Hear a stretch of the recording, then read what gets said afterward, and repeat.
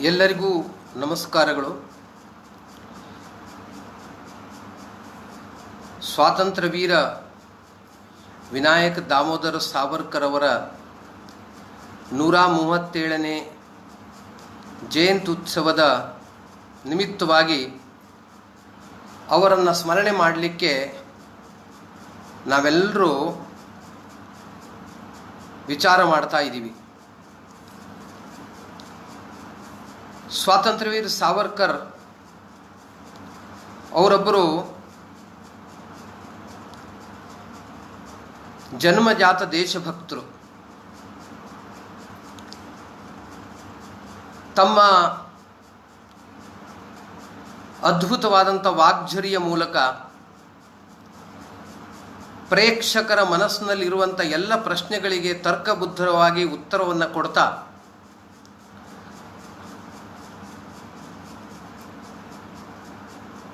ಕಾರ್ಯಕ್ಕೆ ಪ್ರೇರಣೆ ನೀಡ್ತಾ ಇದ್ದಂಥ ಅದ್ಭುತ ಸಾಹಿತಿ.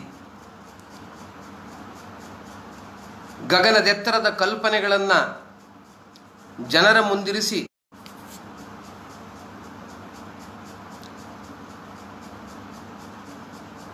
ಹೃನ್ಮನಗಳನ್ನು ಅರಳಿಸುವ ಶ್ರೇಷ್ಠ ಕವಿವರ್ಯ. ತಾನು ಮಾತ್ರವಲ್ಲದೆ ತನ್ನ ಸಂಪರ್ಕಕ್ಕೆ ಬಂದಂಥ ಎಲ್ಲರನ್ನ ತನ್ನ ಜೊತೆಗೆ ಜೋಡಿಸ್ಕೊಂಡು ಕ್ರಾಂತಿ ಕಾರ್ಯದ ಮೂಲಕ ಬ್ರಿಟಿಷ್ ಸಿಂಹಾಸನವನ್ನು ಗಡಗಡ ನಡಗಿಸಿದ ಶ್ರೇಷ್ಠ ಸ್ವಾತಂತ್ರ್ಯ ವೀರ.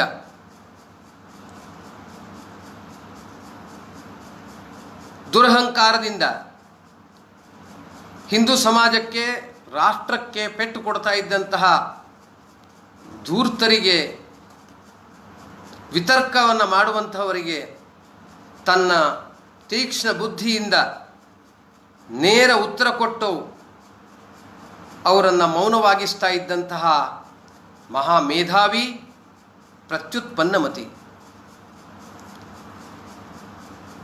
ತನ್ನ ಜೀವನವನ್ನು ಕ್ಷಣ ಕ್ಷಣ ಮತ್ತು ಶರೀರದ ಕಣಕಣವನ್ನು ಮಾತೃಭೂಮಿಗಾಗಿ ಗಂಧದ ಕೊರಡಿನಂತೆ ತೇದು ಸಂಪೂರ್ಣ ಜೀವನವನ್ನು ಮಾತೃಭೂಮಿಯ ಬಲಿವೇದಿಗೆ ಸಮರ್ಪಿಸಿದ ಬಲಿದಾನದ ಪರಂಪರೆಯ ಮಹಾನ್ ನಾಯಕ. ಗುಲಾಮತನವನ್ನು ಒಪ್ಪಿಕೊಳ್ಳದೆ ಬ್ರಿಟಿಷರಿಂದ ಮುಕ್ತಿಯನ್ನು ಹೊಂದೋ ಸಲುವಾಗಿ ಸಮುದ್ರವನ್ನೇ ಹಾರದಂಥ ಮಹಾ ಸಾಹಸಿ.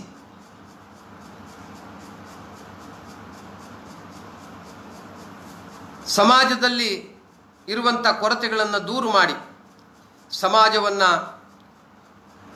ಶಕ್ತಿ ತುಂಬಿದಂತಹ ಸಮಾಜ ಸುಧಾರಕ.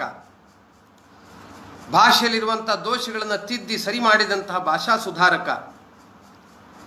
ಜೀವನ ತುಂಬ ರಾಷ್ಟ್ರದ ಜೊತೆಗೆ ತನ್ನನ್ನು ಜೋಡಿಸ್ಕೊಂಡು ಅಪಮಾನವಾದಾಗಲೂ ಸಹಿಸಿಕೊಂಡು ಸ್ವಾತಂತ್ರ್ಯ ಬಂದ ನಂತರವೂ ನಮ್ಮದೇ ಸರ್ಕಾರಗಳು ಅಪಮಾನ ಮಾಡಿದಾಗಲೂ ರಾಷ್ಟ್ರದ ವಿರುದ್ಧವಾಗಿ ಧ್ವನಿ ಎತ್ತದೆ ರಾಷ್ಟ್ರ ಕಾರ್ಯದಲ್ಲಿ ಸದಾಕಾಲ ಸ್ಪಂದಿಸಿದ, ಜೀವನ ಪೂರ್ಣ ರಾಷ್ಟ್ರಕ್ಕಾಗಿ ಸಮರ್ಪಿಸಿಕೊಂಡಂಥ ಪ್ರಖರ ರಾಷ್ಟ್ರೀಯವಾದಿ. ಒಂದೋ ಎರಡೋ ಅದ್ಭುತ ವ್ಯಕ್ತಿತ್ವ, ಬಹುಮುಖ ಪ್ರತಿಭೆ. ಈ ಪ್ರತಿಭೆ ಎಲ್ಲವೂ ಸ್ವಂತದ ಏಳಿಗೆಗಲ್ಲ, ಸಮಾಜಕ್ಕಾಗಿ, ರಾಷ್ಟ್ರಕ್ಕಾಗಿ. ಅಂತಹ ಮಹಾಪುರುಷನ ನೆನಪನ್ನು ಮಾಡಿಕೊಳ್ಳೋದು ನಮ್ಮೆಲ್ಲರ ಸೌಭಾಗ್ಯ ಅಂತ ನಾನು ಭಾವಿಸ್ತೀನಿ. ದುರ್ದೈವದಿಂದ ನಮ್ಮ ದೇಶದಲ್ಲಿ ಇವತ್ತು ಅವರನ್ನು ತಪ್ಪು ತಿಳ್ಕೊಂಡವರು ಒಂದಷ್ಟು ಜನ ಇದ್ದಾರೆ. ಕೆಲವು ಅವಕಾಶವಾದಿಗಳು ರಾಜಕೀಯ ಅಥವಾ ತಮ್ಮ ಸ್ವಾರ್ಥಕ್ಕಾಗಿ ಅವರ ಬಗ್ಗೆ ವಿಕೃತ ಅಭಿಪ್ರಾಯವನ್ನು ಸಮಾಜದಲ್ಲಿ ನಿರ್ಮಾಣ ಮಾಡುವಂಥ ಪ್ರಯತ್ನವನ್ನು ಮಾಡ್ತಿದ್ದಾರೆ. ಇವತ್ತವರ ಹುಟ್ಟುಹಬ್ಬದ ದಿನ ಕರ್ನಾಟಕ ಸರ್ಕಾರ ಮೇಲ್ಸೇತುವೆಗೆ ಅವರ ಹೆಸರನ್ನು ಇಡಬೇಕು ಅಂತ ಹೊರಟಾಗ ಕರ್ನಾಟಕದ ಮಾಜಿ ಮುಖ್ಯಮಂತ್ರಿಗಳಿಬ್ಬರು, ನಾನು ಅವರನ್ನು ಅಜ್ಞಾನಿಗಳು ಅಂತ ಕರೆಯೋದಿಲ್ಲ, ತಮ್ಮ ರಾಜಕೀಯ ಸ್ವಾರ್ಥಕ್ಕಾಗಿ ಅವ್ರ ಬಗ್ಗೆ ಅಪಸ್ವರವನ್ನು ತೆಗೆದಿರೋದು ಸಾವರ್ಕರನ್ನು ಅವರು ಸರಿಯಾಗಿ ಅರ್ಥ ಮಾಡಿಕೊಂಡಿಲ್ಲ, ಅಥವಾ ರಾಷ್ಟ್ರದ ಮಹಾನ್ ನಾಯಕರ ಬಗ್ಗೆ ಅವರ ಭಾವನೆ ಹೇಗಿದೆ ಅನ್ನೋದರ ಒಂದು ವ್ಯಕ್ತರೂಪ ಅಂತ ನಂಗನ್ಸುತ್ತೆ. ಯಾರ್ಯಾರೋ ಹೆಸರನ್ನು ಯಾವ್ಯಾವುದಕ್ಕೂ ಇಡ್ತಾರೆ. ತಮ್ಮ ಮನೆತನದ ಹೆಸರು ಬರಬೇಕು, ತಮ್ಮ ನಾಯಕರ ಹೆಸರು ಬರಬೇಕು ಅಂತ ಯೋಚನೆ ಮಾಡ್ತಾರೆ. ಆದರೆ ಸಂಪೂರ್ಣ ಕುಟುಂಬ ಯಾವುದು ರಾಷ್ಟ್ರ ಕಾರ್ಯಕ್ಕಾಗಿ ಸಮರ್ಪಿತವಾಯಿತೋ ಅಂತಹ ಕುಟುಂಬದ ಹೆಸರಿನಲ್ಲಿ ಇಟ್ಕೊಂಡಿದ್ರೆ ಆಗ ನಮ್ಮ ಕರ್ನಾಟಕಕ್ಕೆ ಗೌರವ ಬರ್ತಿತ್ತು. ಸಾವರ್ಕರ್ಗೆ ಗೌರವ ಕೊಡುವಂಥ ಅವಶ್ಯಕತೆ ಇಲ್ಲ. ಅವ್ರ ಜೀವನದ ಗೌರವವನ್ನು ಅವರೇ ಸಂಪಾದನೆ ಮಾಡ್ಕೊಂಡ್ಬಿಟ್ಟಿದ್ದಾರೆ. ಹೀಗಾಗಿ ಆ ಅವಕಾಶವನ್ನು ನಾವು ಕಳ್ಕೊಂಡಿವೇನೋ ಅಂತ ನಂಗೆ ಅನಿಸುತ್ತೆ. ಸರ್ಕಾರ ಅವರ ಹೆಸರು ಇಡಬೇಕು ಅಂತ ನಾನು ಆಗ್ರಹ ಮಾಡ್ತೀನಿ. ಇದರಿಂದ ನಮ್ಮ ಕರ್ನಾಟಕಕ್ಕೆ ಗೌರವ ಬರುತ್ತೆ. ನಮ್ಮೆಲ್ಲರ ಹೆಮ್ಮೆಯ ನಾಯಕ ಅವರು. ಅವರ ಜೀವನ ಎಷ್ಟು ಹೇಳಿದರೂ ಮುಗಿಯದು. ಸೀಮಿತ ಸಮಯದಲ್ಲಿ ಎಲ್ಲವನ್ನ ತಮ್ಮ ಮುಂದಿಡಕ್ಕೆ ಸಾಧ್ಯ ಇಲ್ಲ. ಆದರೆ ಕೆಲವು ಸಂಗತಿಗಳನ್ನು ತಮ್ಮ ಮುಂದಿಡುವಂಥ ಪ್ರಯತ್ನವನ್ನು ಮಾಡ್ತೀನಿ. 3 ಭಾಗದಲ್ಲಿ ನಾನು ತಮ್ಮ ಮುಂದೆ ಈ ವಿಷಯವನ್ನು ಇಡ್ತೀನಿ. ಮೊದಲನೇದಾಗಿ ಅವರ ಜೀವನ ಅಂದರೆ ಅವರ ವ್ಯಕ್ತಿತ್ವ, ಎರಡನೇದಾಗಿ ಅವರ ಸಾಧನೆ ಅಂದರೆ ಕೃತಿತ್ವ, ಮೂರನೇದಾಗಿ ಅವರಿಗೆ ನಮಗೆ ನೀಡಿದಂಥ ಸಂದೇಶ, ನಮ್ಮ ಕರ್ತವ್ಯ, ಅದನ್ನು ನಾನು ಪ್ರೇರಣೆ ಅಂತ ಕರಿತೀನಿ. ಹೀಗೆ ವ್ಯಕ್ತಿತ್ವ, ಕೃತಿತ್ವ, ಪ್ರೇರಣೆ ಈ 3 ಭಾಗದಲ್ಲಿ ಈ ವಿಷಯವನ್ನು ತಮ್ಮ ಮುಂದೆ ಇಡುವಂಥ ಪ್ರಯತ್ನವನ್ನು ನಾನು ಮಾಡೋನಿದ್ದೀನಿ. ಇಂದಿಗೆ 137 ವರ್ಷಗಳ ಹಿಂದೆ 1883 ಮೇ 28ನೇ ತಾರೀಕು ಮಹಾರಾಷ್ಟ್ರದ ನಾಸಿಕ್ ಜಿಲ್ಲೆಯ ಭಗೂರು ಗೋದಾವರಿ ನದಿಯ ಪಕ್ಕದಲ್ಲಿರುವಂಥ ಒಂದು ಹಳ್ಳಿಯಲ್ಲಿ ಅವರ ಜನ್ಮ.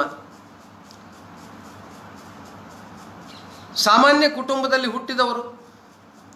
3 ಜನ ಅಣ್ಣ ತಮ್ಮಂದರು, ಒಬ್ಬರು ತಂಗಿ. ಇವರ ಹೆಸರು ವಿನಾಯಕ ದಾಮೋದರ ಸಾವರ್ಕರ್, ಇವರ ಅಣ್ಣ ಬಾಬಾರಾವ್, ತಮ್ಮ ನಾರಾಯಣ ಸಾವರ್ಕರ್. ಈ 3 ಜನ ಜೀವನ ಪೂರ್ಣ ರಾಷ್ಟ್ರಕ್ಕಾಗಿ ತೊಡಗಿಸಿಕೊಂಡವರು. ಕೇವಲ 15 ವರ್ಷ ಆಗಿತ್ತು.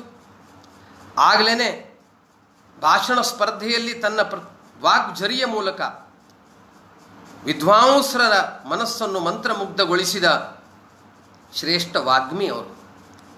ಅದರ ಮೂಲಕವಾಗಿ ಪ್ರಶಸ್ತಿಯನ್ನು ಪಡೆದರು, ವಿದ್ಯಾರ್ಥಿ ವೇತನವನ್ನು ಪಡೆದರು. ಅಷ್ಟು ಮಾತ್ರ ಅಲ್ಲ, 15 ವರ್ಷದಲ್ಲಿ 1897ರ ಬ್ರಿಟಿಷ್ ವಿಕ್ಟೋರಿಯಾ ಮಹಾರಾಣಿಯ ರಾಜ್ಯಾಭಿಷೇಕದ ಉತ್ಸವದ ಸಂದರ್ಭದಲ್ಲಿ ಪ್ಲೇಗ್ ಹಾವಳಿ ವಿಪರೀತವಾಗಿದ್ದಂಥ ಕಾಲದಲ್ಲಿ ದುರಹಂಕಾರಿಯಂತೆ ವರ್ತಿಸ್ತಾ ಇದ್ದಂಥ ಪುಣೆಯ ಅಧಿಕಾರಿ ರ್ಯಾಂಡ್, ಆತನ ವಿರುದ್ಧವಾಗಿ ಲೋಕಮಾನ್ಯ ತಿಲಕರ ಪ್ರೇರಣೆಯಂತೆ ಚಾಪೇಕರ್ ಬಂಧುಗಳು ಅವನ ಮೇಲೆ ದಾಳಿ ಮಾಡ್ತಾರೆ.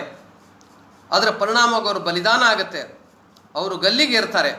ಅವರು ಗಲ್ಲಿಗೇರಿದ ದಿನದಂದು ತನ್ನ ಜೀವನವನ್ನು ಮಾತೃಭೂಮಿಯ ಬಲಿವೇದಿಯ ಮೇಲೆ ಸಮರ್ಪಣೆ ಮಾಡುವಂಥ ಸಂಕಲ್ಪ ಮಾಡಿದಂತಹ ಕಿಶೋರ ವಿನಾಯಕ. ತಂದೆ ತಾಯಿ ದೊಡ್ಡಪ್ಪ 3 ಜನರನ್ನು 15 ವರ್ಷ ಮೊದಲು ತನ್ನ 15ನೇ ವರ್ಷಕ್ಕಿಂತ ಮೊದಲೇನೆ ಪ್ಲೇಗ್ ದಾಳಿಗೆ ಬಲಿಯನ್ನು ಕೊಟ್ಟಂತಹ, ಅಂದರೆ ಬಲಿ ಆಗಿ ಅನಾಥ ಆದಂಥ, ಹಾಗೆ ನೋಡಿದರೆ ಕುಟುಂಬ. ಸಾಮಾನ್ಯವಾಗಿ ಜನ ಹೇಳ್ತಾರೆ, ಅನಾಥರಾಗಿ ಯಾರು ದಿಕ್ಕಿಲ್ಲವರು ಇಲ್ಲದೆ ಇದ್ದಾಗ ಸಹಜವಾಗಿ ಉಡಾಳರಾಗ್ತಾರೆ, ಕೆಟ್ಟವರಾಗ್ತಾರೆ, ತಪ್ಪು ದಾರಿ ಹಿಡಿತಾರೆ. ಆದರೆ ಸ್ವಾತಂತ್ರ್ಯ ವೀರ ಸಾವರ್ಕರ್ ಎಂದರೆ ವಿನಾಯಕ ಅಪವಾದ. ಅವರ 3 ಜನ ಅಣ್ಣ ತಮ್ಮಂದರು, ಅವರು ಸಚ್ಚಾರಿತ್ರವಂತರು. ವಿನಾಯಕ ಉಳಿದ ಗೆಳೆಯರಂತೆ ಮೋಜು ಮಸ್ತಿ ಮಜಾ ಆನಂದ ಇದರಲ್ಲಿ ತಲ್ಲೀನಲಾಗೋದು ಬದಲು ಸದಾಕಾಲ ರಾಷ್ಟ್ರದ ಚಿಂತನೆ, ಸಮಾಜದ ಚಿಂತನೆ ಇದನ್ನು ಮಾಡ್ತಾ ಇದ್ದಂಥ ವ್ಯಕ್ತಿ. ಹೈಸ್ಕೂಲಲ್ಲಿದ್ದಾಗಲೇ ತಾನು ತನ್ನ ಗೆಳೆಯರನ್ನು ಜೋಡಿಸ್ಕೊಂಡು ಬ್ರಿಟಿಷರ ವಿರುದ್ಧ ಹೋರಾಟಕ್ಕೆ ಮನಸ್ಸನ್ನು ತಯಾರು ಮಾಡಲಿಕ್ಕೆ ಒಂದು ಚಿಕ್ಕ ಸಂಘಟನೆಯನ್ನು ಕಟ್ಟಿದ, ಮಿತ್ರಮೇಳ ಅಂತ. ಕಾಲೇಜಿಗೆ ಹೋದ ಮೇಲೆ ಅದನ್ನೇ ಅಭಿನವ ಭಾರತ ಅಂಥೇಳಿ ಬಹಳ ದೊಡ್ಡ ಪ್ರಮಾಣದಲ್ಲಿ ಸಂಘಟನೆಯನ್ನು ಕಟ್ಟದ. 100 ಜನ ಯುವಕರು ಅದರ ಜೊತೆ ಜೋಡಿಕೊಂಡ್ರು. ಆತನ ಸಂಪರ್ಕಕ್ಕೆ ಬಂದವರೆಲ್ಲರೂ ರಾಷ್ಟ್ರ ಕಾರ್ಯದಲ್ಲಿ ತೊಡಗುತ್ತಾ ಇದ್ದರು. ಅಯಸ್ಕಾಂತದ ವ್ಯಕ್ತಿತ್ವ. ಹಾಗೆ ನೋಡಿದರೆ ಎಂಥವರನ್ನು ತನ್ನ ಜೊತೆಗೆ ಸೇರಿಸ್ಕೊಳ್ಳುವಂಥ ವ್ಯಕ್ತಿತ್ವ.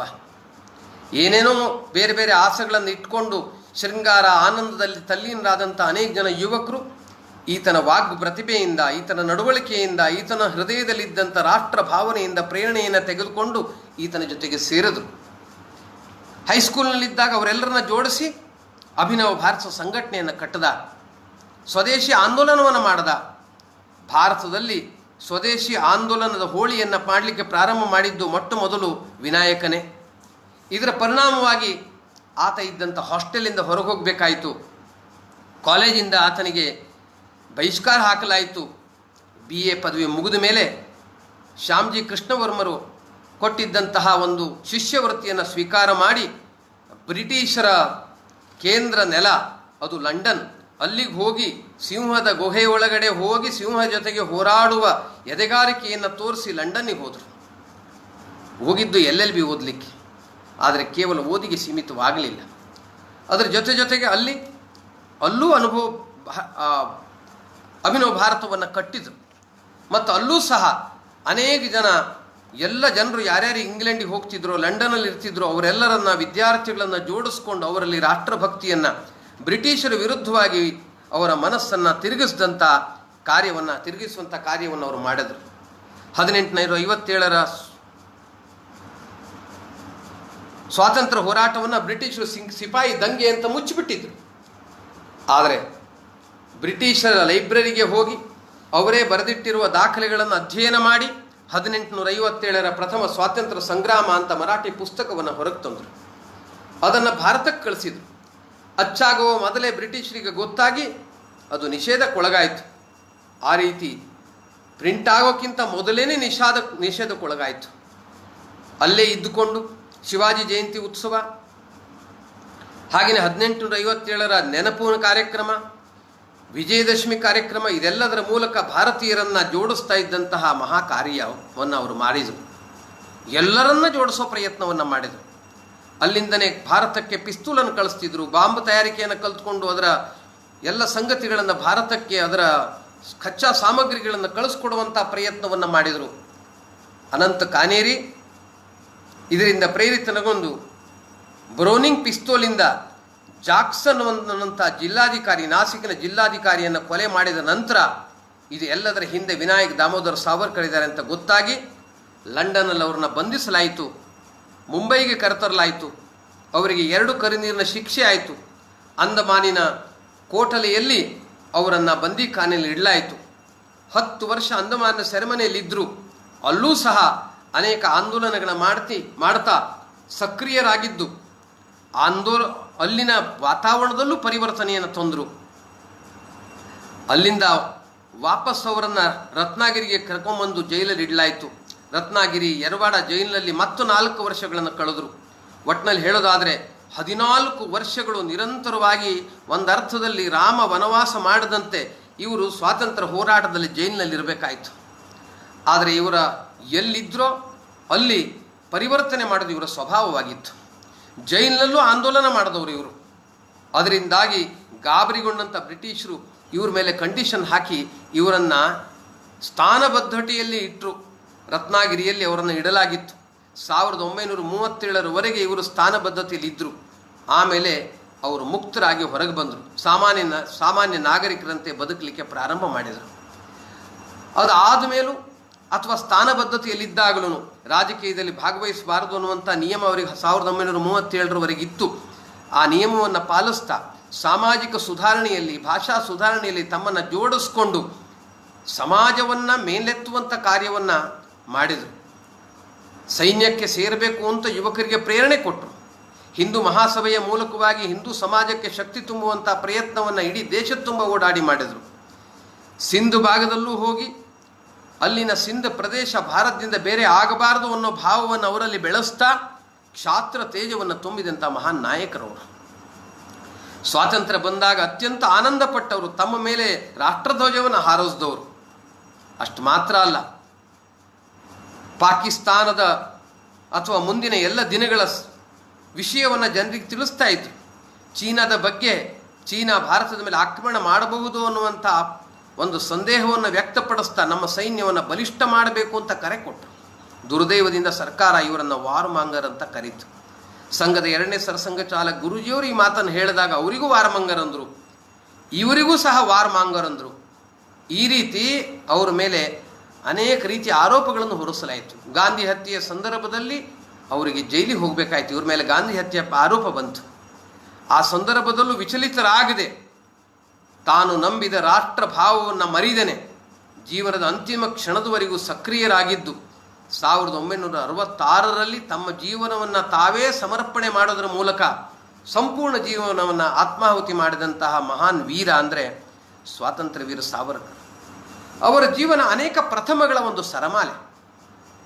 15ನೇ ವರ್ಷದಲ್ಲಿ 17ನೇ ವರ್ಷದಲ್ಲಿ ಕೇವಲ ಚಿಕ್ಕ ವಯಸ್ಸಿನಲ್ಲಿ ಕಾಲೇಜ್ ಪ್ರವೇಶ ಮಾಡ್ತಾ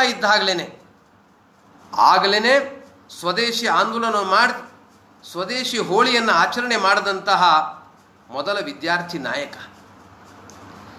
ಈ ಒಂದು ಕಾರ್ಯ ಮಾಡಿದ್ದರ ಸಲುವಾಗಿ ಹಾಸ್ಟೆಲ್ನಿಂದ ಹೊರಗೆ ಹಾಕಿಸ್ಕೊಂಡಂತಹ, ಕಾಲೇಜಿನಿಂದ ಬಹಿಷ್ಕರಿತಗೊಂಡಂತಹ ಮೊದಲ ವಿದ್ಯಾರ್ಥಿ ನಾಯಕ. ಅಷ್ಟು ಮಾತ್ರ ಅಲ್ಲ, ತಾನು ಬರೆದಂಥ ಪುಸ್ತಕ ಪ್ರಿಂಟ್ ಆಗೋಕ್ಕಿಂತ ಮೊದಲು ವಿಶ್ವದ 2 ದೇಶಗಳಲ್ಲಿ ನಿಷೇಧಗೊಂಡಂತಹ ಒಂದು ಖ್ಯಾತಿ ವಿನಾಯಕ ದಾಮೋದರ ಸಾವರ್ಕರ್ಗೆ ಸೇರುತ್ತೆ. ಇಡೀ ವಿಶ್ವದಲ್ಲಿ ಇದೇ ಪ್ರಥಮ. ಇವ್ರ ಮೇಲಾದಂಥ ಆಪಾದನೆಯ ವಿರುದ್ಧವಾಗಿ ಅಂತಾರಾಷ್ಟ್ರೀಯ ನ್ಯಾಯಾಲಯ ಹೇಗ್ ಅಲ್ಲಿವರೆಗೂ ವಾದ ಮಾಡುವ ಪರಿಸ್ಥಿತಿ ಬರುವಂತೆ ಮಾಡಿದಂತಹ ಮಹಾನ್ ನಾಯಕ. ಅದು ಸಹ ಪ್ರಥಮನೇ. ಒಬ್ಬ ವ್ಯಕ್ತಿಗೆ ಹೆಚ್ಚು ಅಂದ್ರೆ 1 ನೀರಿನ ಕರಿನೀರಿನ ಶಿಕ್ಷೆ 25 ವರ್ಷ ಕೊಡ್ತಾರೆ. ಆದರೆ ಒಬ್ಬ ಸ್ವಾತಂತ್ರ್ಯ ಹೋರಾಟಗಾರನಿಗೆ 2 ಕರಿನೀರಿನ ಶಿಕ್ಷೆ ಅಂದ್ರೆ 60 ವರ್ಷಗಳ ಶಿಕ್ಷೆಯ ಘೋಷಣೆ. ಇದು ಸಹ ಅದು ಮೊದಲೇನೆ ಪ್ರಥಮ ಅಂತ ಕರೀಬಹುದು. ಹೀಗೆ ಪ್ರಥಮತೆಯ ಒಂದು ದೊಡ್ಡ ಸಾಗರ ಅವರು. ಜೀವನ ತುಂಬ ಸಕ್ರಿಯರಾಗಿದ್ದವರು. ತಮ್ಮ ಬುದ್ಧಿಮತ್ತೆ, ತಮ್ಮ ಸಾಮರ್ಥ್ಯ ಎಲ್ಲವನ್ನ, ತಮ್ಮ ಕವಿತ್ವ, ಪ್ರಭುತ್ವ, ಸರ್ವಸ್ವವನ್ನು ರಾಷ್ಟ್ರಕ್ಕಾಗಿ ಸಮರ್ಪಿಸಿದಂಥ ಮಹಾನ್ ನಾಯಕ ಅವರು. ಅವರ ಜೀವನವನ್ನು ನಾವು ಅರ್ಥ ಮಾಡ್ಕೋಬೇಕು. ಅವರ ವ್ಯಕ್ತಿತ್ವವನ್ನು ನಾವು ನಮ್ಮ ಮನದಾಳದಲ್ಲಿ ಉಳಿಸ್ಕೊಳ್ಬೇಕು ಅಂತ ಅನಿಸುತ್ತೆ. 2ನೇ ಭಾಗ ಅವರ ಸಾಧನೆ ಏನು.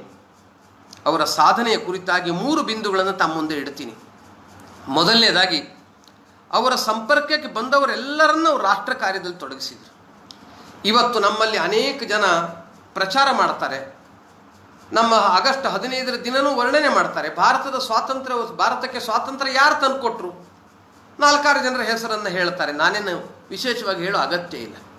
1 ಹನಿ ರಕ್ತವನ್ನು ಹರಿಸದೆ ನಾವು ಸ್ವಾತಂತ್ರ್ಯ ತಗೊಂಡಿದ್ದೀವಿ ಅಂತ ಹೇಳ್ತಾರೆ. ಮನವಿ ಪತ್ರಗಳಿಗೆ ಮರಳಾಗಿ ಭಾರತವನ್ನು ಬಿಟ್ಟು ಹೋಗುವಂಥ ಮೂರ್ಖರು ಬ್ರಿಟಿಷರಾಗಿರಲಿಲ್ಲ. ಭಾರತ ಅವರಿಗೆ ಚಿನ್ನದ ಮೊಟ್ಟೆ ಇಡುವಂಥ ರಾಷ್ಟ್ರವಾಗಿತ್ತು. ಅಷ್ಟು ಸುಲಭವಾಗಿ ಭಾರತವನ್ನು ಬಿಟ್ಟು ಹೋಗ್ಲಿಕ್ಕೆ ಅವರು ತಯಾರಿರಲಿಲ್ಲ. ಅವರು ಭಾರತವನ್ನು ಬಿಟ್ಟು ಹೋಗಿದ್ದು ಯಾಕೆ ಅನ್ನೋದು ಕ್ಲೆಮೆಂಟ್ ಆಟ್ಲಿನೇ ವರ್ಣನೆ ಮಾಡಿದ್ದಾರೆ. 1946ರ ಕೊನೆಯ ಸಂದರ್ಭದಲ್ಲಿ ಬ್ರಿಟಿಷ್ ಪಾರ್ಲಿಮೆಂಟ್ನಲ್ಲಿ ಆಗಿನ ಪ್ರಧಾನಮಂತ್ರಿ ಕ್ಲೆಮೆಂಟ್ ಆಟ್ಲಿ ಭಾರತಕ್ಕೆ ಸ್ವಾತಂತ್ರ್ಯ ಕೊಡುವಂಥ ಮಸೂದೆಯನ್ನು ಮಂಡನೆ ಮಾಡ್ತಾರೆ. ಚರ್ಚಿಲ್ ವಿರೋಧ ಪಕ್ಷದ ನಾಯಕರಾಗಿದ್ದರು. ಅವರು ಪ್ರಶ್ನೆ ಮಾಡ್ತಾರೆ, ಯಾಕೆ ಕೊಡ್ತಾ ಇದ್ದೀರಾ? ಅವ್ರು ಹೇಳ್ತಾರೆ, ಭಾರತದ ಮಿಲಿಟರಿ ಪೊಲೀಸ್ ಇವತ್ತು ನಮ್ಮ ಸಂಪೂರ್ಣ ನಿಯಂತ್ರಣದಲ್ಲಿಲ್ಲ. ಅದು ನಮ್ಮ ಮಾತನ್ನು ಕೇಳ್ತಾ ಇಲ್ಲ. ನಾವು ಹೊಸದಾಗಿ ಸೈನ್ಯವನ್ನು ತಯಾರು ಮಾಡಿ ಅಲ್ಲಿಟ್ಟು ಅದನ್ನು ಆಳುವಂಥ ಶಕ್ತಿ ನಮಗೆ ಇವತ್ತಿಲ್ಲ. ಅದಕ್ಕಾಗಿ ನಾವು ಭಾರತಕ್ಕೆ ಸ್ವಾತಂತ್ರ್ಯ ಕೊಡ್ತಾ ಇದ್ದೀವಿ ಅಂತ ಹೇಳ್ತಾರೆ. ಅಷ್ಟು ಮಾತ್ರ ಅಲ್ಲ, ಅವರು 1965ನೇ ಇಸ್ವಿನಲ್ಲಿ ಬಂಗಾಲದ ಚಕ್ರವರ್ತಿ ಆಗ ಗವರ್ನರ್ ಇದ್ದರು. ಅಲ್ಲಿಗೆ ಕಲ್ಕತ್ತಾಗೆ ಬಂದಿದ್ದರು. 2 ದಿನ ಅವರ ವಾಸ್ತವ್ಯ ಇತ್ತು. ಚಕ್ರವರ್ತಿಯವರೇ ಅದನ್ನು ಉಲ್ಲೇಖ ಮಾಡಿದ್ದಾರೆ, ಪತ್ರವನ್ನೂ ಬರೆದಿದ್ದಾರೆ. ಪತ್ರಿಕೆಯಲ್ಲಿ ಅದು ಪ್ರಕಟನೂ ಆಗಿದೆ, ಲೇಖನವೂ ವ್ಯಕ್ತವಾಗಿದೆ, ಬಂದಿದೆ.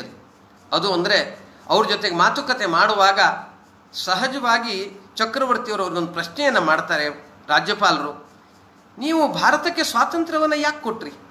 1942ರಲ್ಲಿ 42ರಲ್ಲಿ ಚಲೆಜಾವ್ ಚಳವಳಿ ಆಗಿತ್ತು. ಯಾವುದೇ ಒಂದು ಆಂದೋಲನ ಒಂದು 6 ತಿಂಗಳ 1 ವರ್ಷ ಪ್ರಭಾವ ಇರುತ್ತೆ. 42ಕ್ಕೂ ಬಹಳ ಅಂತರ. ಯಾಕೆ ಬಿಟ್ಟು ಹೋದ್ರಿ? ಆಮೇಲೆ ಯಾವುದೇ ಆಂದೋಲನ ಆಗಿರಲಿಲ್ಲಲ್ಲ.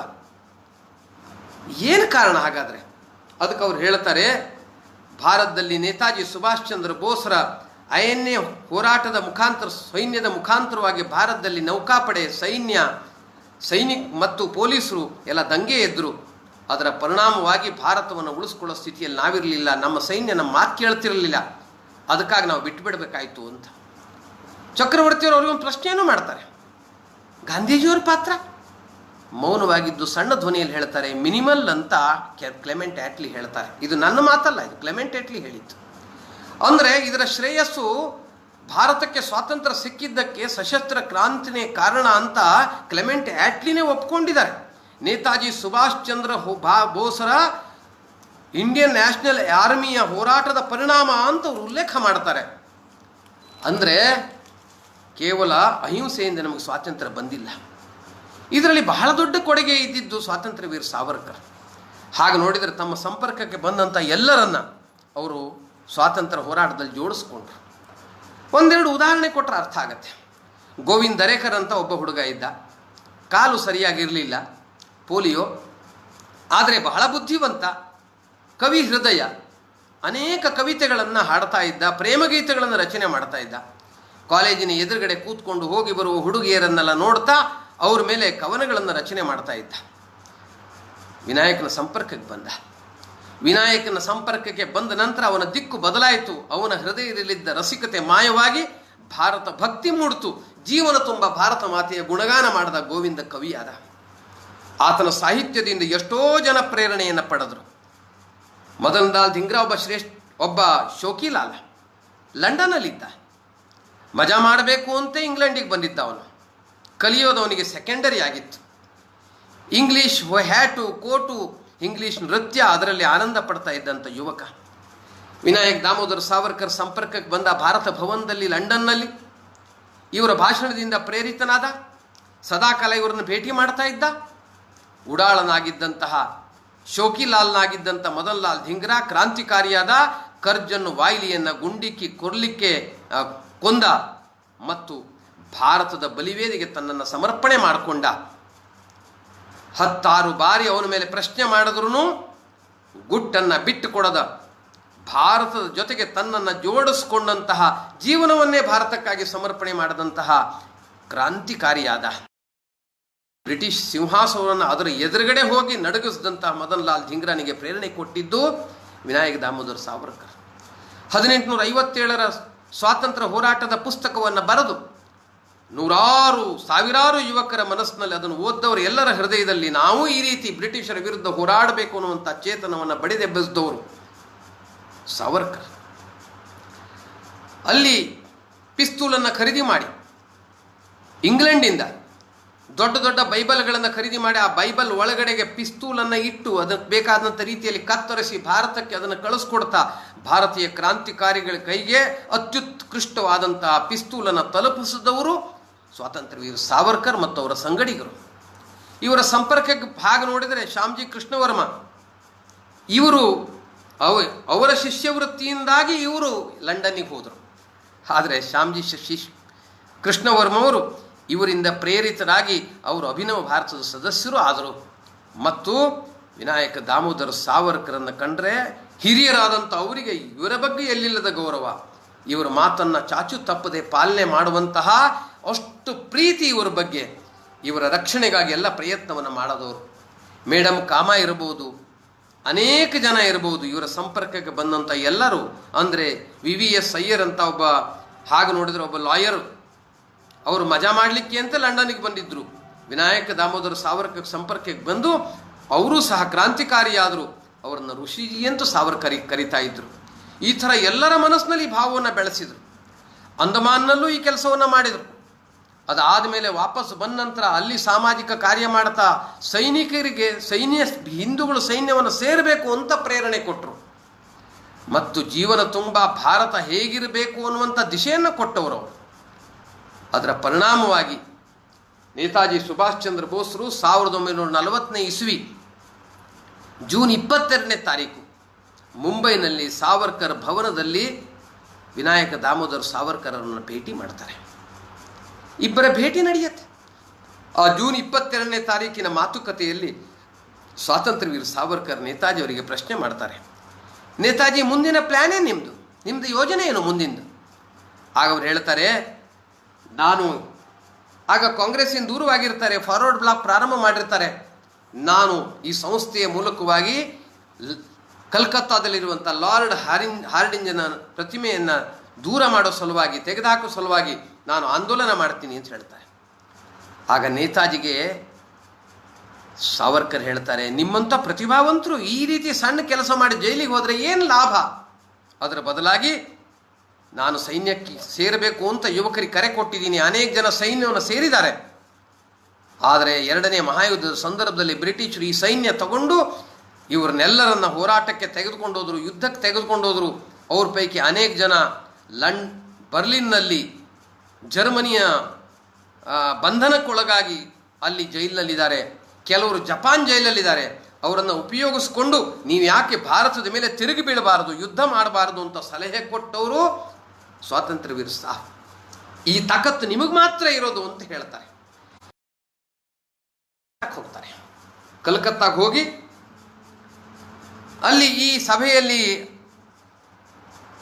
ಮಾಡಿದಾಗ ಅವರು ಅರೆಸ್ಟ್ ಆಗ್ತಾರೆ. ಆದರೆ ಶಿವಾಜಿ ಬರ್ಲಿನ್ನಲ್ಲಿ ಎಷ್ಟು ಸಹಕಾರ ಸಿಗಬೇಕೋ ಹಿಟ್ಲರಿಂದ ಸಿಗದಾ ಇದ್ದಾಗ ಅಲ್ಲಿಂದ ಸಬ್ಮರಿನಲ್ಲಿ ಜಪಾನ್ಗೆ ಹೋಗ್ತಾರೆ. ಅಲ್ಲಿನ ಪ್ರಧಾನಮಂತ್ರಿ ಟೋಜೋನ್ ಭೇಟಿ ಮಾಡ್ತಾರೆ. ಅಲ್ಲಿನ ಸೈನಿಕರಲ್ಲಿ ಯಾರು ಜೈಲಲ್ಲಿದ್ದರೂ ಅವರಿಗೂ ಪ್ರೇರಣೆಯನ್ನು ನೀಡ್ತಾರೆ. ಈಗಾಗಲೇ ಪ್ರಾರಂಭವಾಗಿದ್ದಂತಹ ಇಂಡಿಯನ್ ನ್ಯಾಷನಲ್ ಆರ್ಮಿಯ ನಾಯಕತ್ವವನ್ನು ವಹಿಸಿಕೊಳ್ತಾರೆ ಮತ್ತು ಸೈನಿಕರಿಗೆ ಪ್ರೇರಣೆ ಕೊಡ್ತಾರೆ. ನೀವು ರಕ್ತ ಕೊಡಿ, ನಾನು ನಿಮಗೆ ಸ್ವಾತಂತ್ರ್ಯ ಕೊಡ್ತೀನಿ ಅಂತ ಹೇಳ್ತಾರೆ. ಮತ್ತು ಅವ್ರಿಗೆ ಹೇಳ್ತಾರೆ, ನಿಮಗೆ ನಾನು ಸಂಬಳ ಕೊಡಲಾರೆ, ನಿಮಗೆ ಸಮಯಕ್ಕೆ ಸರಿಯಾಗಿ ಊಟ ಕೊಡಲಾರೆ, ನಿಮಗೆಲ್ಲ ಅನುಕೂಲತೆಗಳನ್ನು ಮಾಡಿಕೊಳ್ತೀನಿ ಅಂತ ನಾನು ಹೇಳಲಾರೆ. ಆದರೆ ವಿಪತ್ತಿನಲ್ಲಿ, ಕಷ್ಟದ ಸಂದರ್ಭದಲ್ಲಿ, ಹೋರಾಟದಲ್ಲಿ ಸದಾಕಾಲ ನಿಮ್ಮ ಜೊತೆಗಿರ್ತೀನಿ ಅನ್ನುವಂಥ ಮಾತನ್ನು ಮಾತ್ರ ನಾನು ಕೊಡ್ತೀನಿ ಅಂತ ಹೇಳ್ತಾರೆ. ಅವರಿಂದ ಪ್ರೇರಣೆ ಪಡೆದು ಸೈನಿಕರು ಅದ್ಭುತವಾಗಿ ಹೋರಾಟವನ್ನು ಮಾಡ್ತಾರೆ.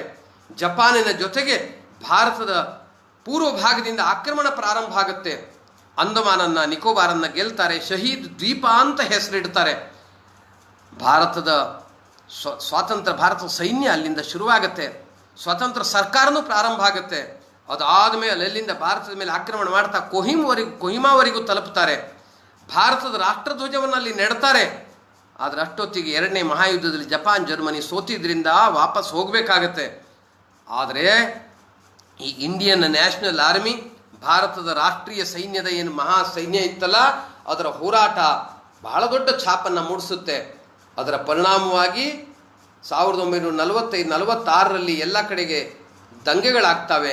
ನೌಕಾ ದಂಗೆ, ಪೊಲೀಸ್ ದಂಗೆ, ಸೈನ್ಯದಲ್ಲಿ ದಂಗೆ, ಇದೆಲ್ಲವೂ ಪ್ರಾರಂಭ ಆಗುತ್ತೆ. ಬ್ರಿಟಿಷ್ ಸರ್ಕಾರದ ಜೊತೆಗೆ ಅವರು ಹೊಂದಾಣಿಕೆ ಆಗಲಿಕ್ಕೆ ತಯಾರಾಗಲ್ಲ. ಇದು ಎಲ್ಲದರಿಂದಾಗಿ ಅನಿವಾರ್ಯವಾಗಿ ಭಾರತವನ್ನು ತಮ್ಮ ನಿಯಂತ್ರಣದಲ್ಲಿ ಇಟ್ಕೊಳ್ಳಿಕ್ಕೆ ಸಾಧ್ಯವಾಗದೆ ಬ್ರಿಟಿಷರು ಭಾರತವನ್ನು ಬಿಟ್ಟು ಹೋದರು ಅನ್ನೋದು ಇದು ವಾಸ್ತವಿಕತೆ. ಅಂದರೆ ನೇತಾಜಿ ಸುಭಾಷ್ ಚಂದ್ರ ಬೋಸ್ರಂಥ ಪ್ರತಿಭಾನ್ವಿತರಿಗೆ ಪ್ರೇರಣೆಯನ್ನು ನೀಡಿ ಇಂಥ ಮಹತ್ ಕಾರ್ಯಕ್ಕೆ ಶಕ್ತಿ ತುಂಬಿದವರು ಸ್ವಾತಂತ್ರ್ಯ ವೀರ ಸಾವರ್ಕರ್. ಅಂದರೆ ನಮಗೆ ಕೇವಲ ಮನವಿ ಪತ್ರದಿಂದ ಸ್ವಾತಂತ್ರ್ಯ ಬಂದಿಲ್ಲ, ಕ್ರಾಂತಿಕಾರ್ಯದಿಂದ ಸ್ವಾತಂತ್ರ್ಯ ಬಂದಿದೆ ಅನ್ನೋದು ನೆನಪು ಮಾಡಿಕೊಳ್ಬೇಕು. ಭಾರತದ ಭವಿಷ್ಯತ್ತಿನ ಬಗ್ಗೆ ಸರಿಯಾದಂಥ ದೃಷ್ಟಿಕೋನ ಇಟ್ಕೊಂಡು ಮುಂದಿನ ದಿನಗಳಲ್ಲಿ ಆಗಬೇಕಾದಂಥ ಎಲ್ಲ ಕಾರ್ಯವನ್ನು ಜನರ ಮುಂದಿಡ್ತದ್ದಂಥ ಶ್ರೇಷ್ಠ ದೃಷ್ಟಾರ ಹಾಗೆ ನೋಡಿದ್ರು ಇವರು. ಇದನ್ನು ನಾವು ಅರ್ಥ ಮಾಡ್ಕೋಬೇಕು. ಇದವರ ಮೊದಲನೆಯ ಸಾಧನೆ. ಎರಡನೇದಾಗಿ ನಾವಿವತ್ತು ಆತ್ಮನಿರ್ಭರ ಭಾರತ ಅನ್ನೋ ಶಬ್ದವನ್ನು ಕೇಳ್ತೀವಿ. ಮಾನ್ಯ ಪ್ರಧಾನಮಂತ್ರಿಗಳು 4ನೇ ಲಾಕ್ಡೌನ್ಗಿಂತ ಮೊದಲು ನಾವು ಆತ್ಮನಿರ್ಭರ ಭಾರತದ ಕಲ್ಪನೆಯನ್ನು ಜನರ ಮುಂದೆ ಇಟ್ಟಿದ್ದಾರೆ. ಈ ಆತ್ಮನಿರ್ಭರ ಭಾರತದ ಕಲ್ಪನೆ ಹಾಗೆ ನೋಡಿದರೆ ಸ್ವಾತಂತ್ರ್ಯ ವೀರ ಸಾವರ್ಕರ್ ಜನರ ಮುಂದೆ ಇಟ್ಟಿದ್ರು 100 ವರ್ಷಗಳೇ ಮೊದಲೇನೆ. 1902-3ರಲ್ಲಿ ಸ್ವದೇಶಿ ಆಂದೋಲನವನ್ನು ಅವರು ಪ್ರಾರಂಭ ಮಾಡಿದ್ರು. ಸ್ವಾಭಿಮಾನವನ್ನು ಜಾಗೃತಗೊಳಿಸಿದರು. ಕೇವಲ ತಮ್ಮ 16-17 ವಯಸ್ಸಿನಲ್ಲಿ ಸ್ವದೇಶಿ ಹೋಳಿ ಮಾಡಿದ್ರು. ಸ್ವದೇಶಿ ಆಚರಣೆಗೆ ಒತ್ತು ಕೊಟ್ಟರು. ಕೇವಲ ಸ್ವದೇಶಿ ವಸ್ತುಗಳ ಸ್ವೀಕಾರ ಮಾತ್ರ ಅಲ್ಲ, ವಿಲಾಯಿತಿಯ ಸ್ವಭಾವವನ್ನು ಸ್ವೀಕಾರ ಮಾಡಬಾರದು ಅನ್ನುವ ಭಾವ ಅವರದಿತ್ತು. ಲಂಡನ್ನಲ್ಲಿದ್ದಾಗ ಭಾರತೀಯತೆಯನ್ನು ಪ್ರೀತಿಸಿದರು. ಅಷ್ಟು ಮಾತ್ರ ಅಲ್ಲ, ಅದಾದ ಮೇಲೆ ಅವರು ಎಲ್ಲೆಲ್ಲಿ ಹೋದರು ಅಲ್ಲೆಲ್ಲವ ಸಹ ಆತ್ಮನಿರ್ಭರ ಭಾರತ ಆಗಬೇಕು ಅನ್ನೋ ಪ್ರಯತ್ನ ಮಾಡಿದ್ರು. ಅಂಡಮಾನ್ನ ಜೈಲಲ್ಲಿದ್ದರು. ಅಲ್ಲಿನ ಜನರು ಯಾರು ಜೈಲಲ್ಲಿದ್ದರು ಅವರಿಗೆ ಚಿತ್ರಹಿಂಸೆ ಕೊಡಲಾಗ್ತಾ ಇತ್ತು. ಆ ಚಿತ್ರೆಯ ವರ್ಣನೆಯನ್ನು ಮಾಡಿದರೆ ಬಹಳ ದೊಡ್ಡ ಕೆಲಸ ಅದು. ಒಂದು ರೀತಿಯು ಹೊಲಸು ವಾಸನೆಯುಕ್ತ ನೀರು, ಅನ್ನ ಕೊಡುವಂಥ ಅನ್ನದಲ್ಲಿ ಹುಳಹುಪ್ಪಡಿಗಳು, ಕಲ್ಲುಗಳು, ಸಣ್ಣ ಸಣ್ಣ ಕಲ್ಲು ಹರಳುಗಳು, ಇದೆಲ್ಲ ಇತ್ತು. ಘನಘೋರವಾದಂಥ ಶಿಕ್ಷೆ. ಇದರ ಜೊತೆಗೆ ಅನೇಕ ಜನರಿಗೆ ಅಕ್ಷರಾಭ್ಯಾಸನೂ ಬರ್ತಿರಲಿಲ್ಲ. ಆದರೆ ಅಲ್ಲಿ ನಲಂದ ವಿಹಾರ ಅನ್ನುವಂತಹ ಒಂದು ಶಾಲೆಯನ್ನೇ ಪ್ರಾರಂಭ ಮಾಡಿ ಆಂದೋಲನದ ಮೂಲಕ ಅದಕ್ಕೆ ಒಪ್ಪಿಗೆಯನ್ನು ತಗೊಂಡು ಜನರಿಗೆ ಸಾಕ್ಷರತೆಯ ಮೂಲಕ ಅವ್ರ ಮನಸ್ಸಿನಲ್ಲಿ ಭಾರತದ ಬಗ್ಗೆ ಶ್ರದ್ಧೆ ಮಾತ್ರ ಅಲ್ಲ, ಭಾರತದ ಇತಿಹಾಸವನ್ನು, ಭಾರತದ ಎಲ್ಲ ಸಂಗತಿಗಳನ್ನು ತಿಳಿಸ್ಕೊಟ್ಟು ಭಾರತದ ಬಗ್ಗೆ ಮಾಡಬೇಕಾದಂಥ ತಮ್ಮ ಕರ್ತವ್ಯವನ್ನು ನೆನಪಿಸಿಕೊಟ್ಟವರು ಸಾವರ್ಕರ್ ಅನ್ನೋದನ್ನು ಮರಿಬಾರದು. ಬರೀ ಅಲ್ಲಿ ಮಾತ್ರ ಅಲ್ಲ, ರತ್ನಾಗಿರಿ ಜೈಲಲ್ಲೂ ಅದೇ ಕೆಲಸ ಮಾಡಿದ್ರು, ಯರವಾಡ ಜೈಲಲ್ಲೂ ಅದೇ ಕೆಲಸ ಮಾಡಿದ್ರು. ಜೈಲಿನಿಂದ ಹೊರಗಡೆ ಬಂದ ಮೇಲೆ ಅವರು ಮರಾಠಿ ಭಾಷೆಯಲ್ಲಿ ಸುಧಾರಣೆಯನ್ನು ತಂದರು.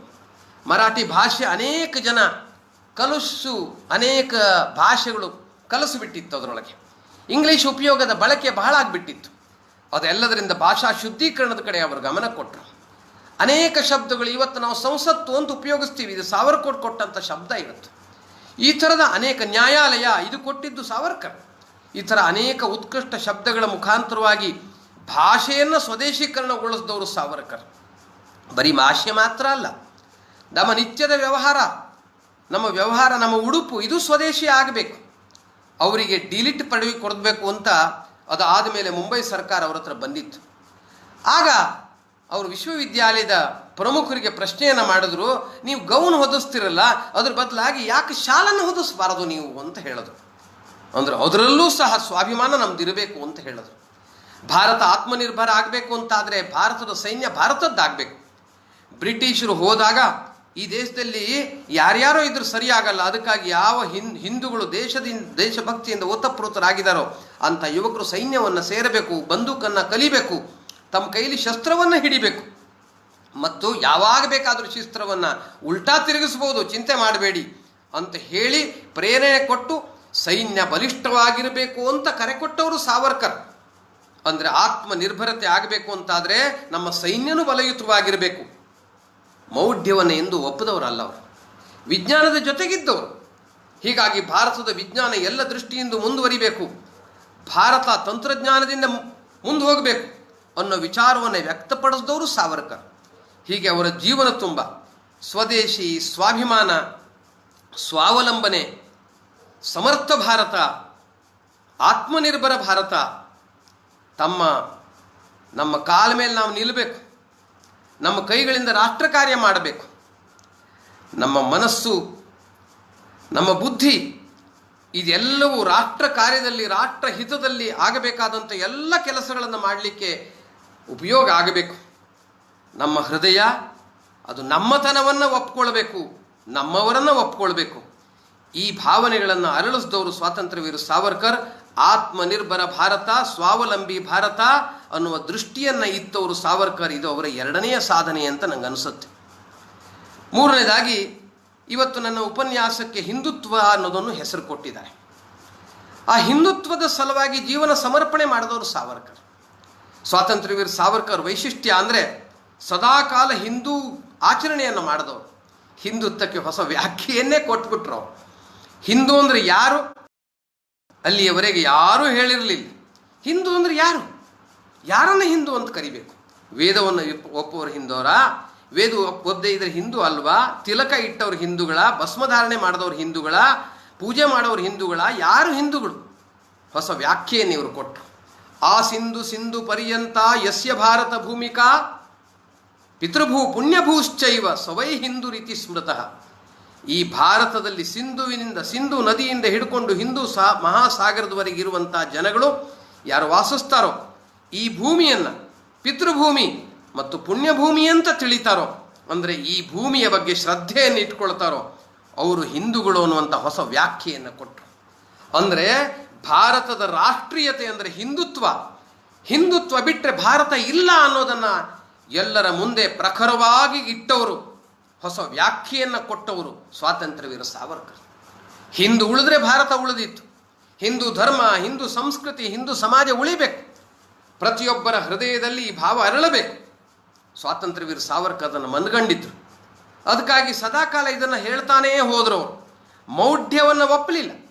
ಹಿಂದೂ ಸಮಾಜದಲ್ಲಿ ಸುಧಾರಣೆ ಬರಬೇಕು ಅಂತ ಅಂದ್ಕೊಂಡವರು.